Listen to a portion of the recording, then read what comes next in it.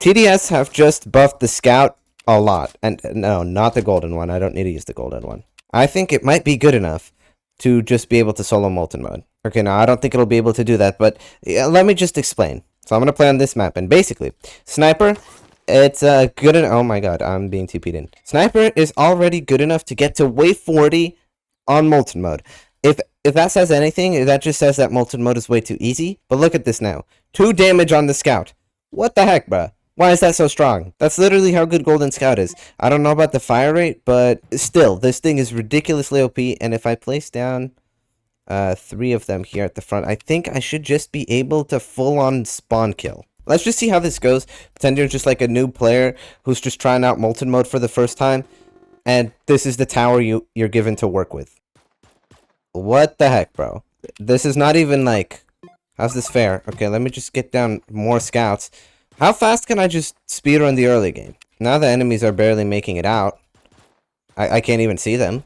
And boom. You're getting the same level of performance as Gladiator. The best early game tower. And I don't mean like, you know, it's going to be the same the whole way. Of course, Gladiator, as you level up, is going to get better. The point is, here at the start, having Gladiator or having this scout makes almost no difference. Let's see what it costs to max it out. Oh, it's still expensive, but let's see, what is this one's damage? Funnily enough, look, I spent 1,500 on this one, and it's not even twice as good as the one that I spent $200 on. Sorry, I meant 4 times. Basically, spamming level 0 scouts is just the most cost-efficient way of using scouts. So, the more scouts I get, the better value I'm getting. Look at this normal boss. Look at this normal boss! It's dead at the front. It didn't even make it here. And now I can max a scout. Max level scout is doing... Holy. 20 DPS. What is even this? How's this even like... What TDS? Now, I'm gonna say I think this is a good thing. Right?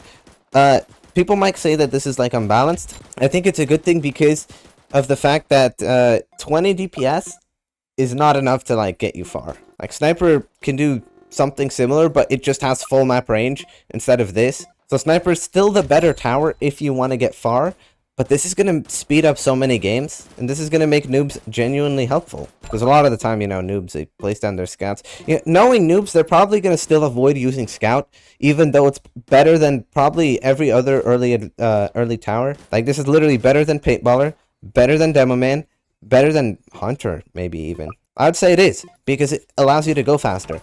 Breakers, as always, being a problem because of their mini invincibility. Even if I had 8 max accelerators, they'd still get like here. Actually, no, they wouldn't, because the accelerators, they would kill the enemies differently. On second thought, though, this does kind of put Scout way too far above everything else. Like I was saying, it's better than the other early towers besides like maybe Sniper. But it's actually kind of funny. The free towers, Scout and Sniper, are already better than towers in the early category. Which just kind of sets up noobs to be scammed. It's like, imagine buying a Paintballer just for it to not be better than your Scout. Yeah, that's pretty funny. But if anything, I think this just goes to show that TDS definitely needs to buff Molten mode. A lot. Molten mode's supposed to be bridging the gap in difficulty between easy and fallen.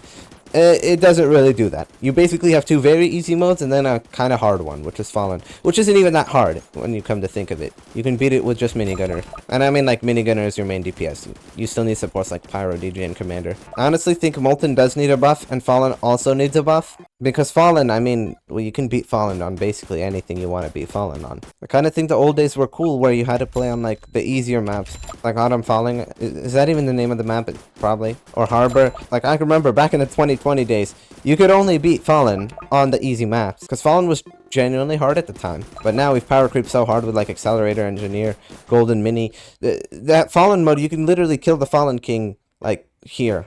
Probably. In solo. I think I would bet that this is the fastest you could kill the Fallen King. With 4 people, oh my god, you could kill it like probably here.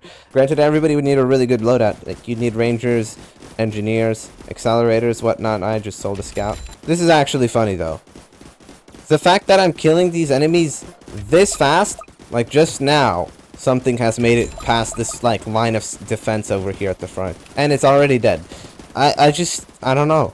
What's the point of every other tower, bro? Just use Scout. I'm not even joking. Scout's probably better than, like, a good chunk of intermediate category towers. Simply because of the speed it allows you to play at. Like, hear me out. What makes a tower good is not just you know, how good it is at, I don't know, like killing hard enemies. What makes a tower good is also how fast it can kill the enemies, because that's like a whole other layer that you have to take into account when considering how good a tower is. Like, for example, a shotgunner, probably not, you know, you wouldn't put it that high tier for killing off enemies. Certainly won't kill the bosses for you, but when it comes to going fast, oh my god, shotgunner is beautiful tower.